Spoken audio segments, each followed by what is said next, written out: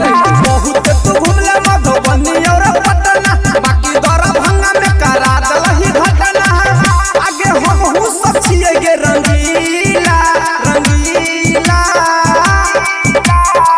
कहियो याना के बुचिया घूमे तू हमरा समस्तीपुर जिला कहियो याना के गोरखी घूमे तू हमरा समस्तीपुर जिला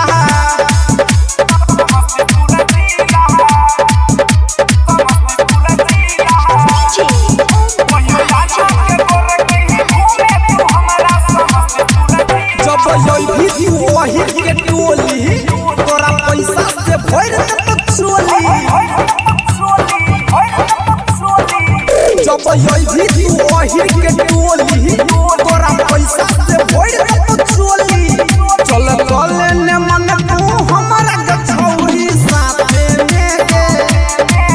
हमर नाम लिखा ले तू अपना सुना हाथ में गे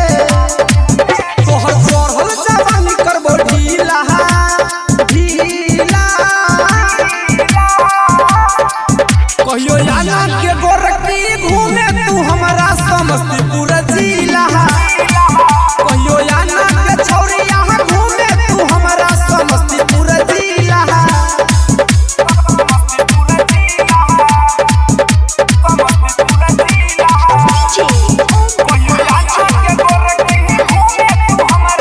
जब घूमे तू हमर जिला तोरा गोरी में ठोक दे तो किला जब घूमे तू हमर जिला तोरा गोरी में ठोक दे तो किला सुन याद प्रभाकर छियौ तोहर दीवाना गे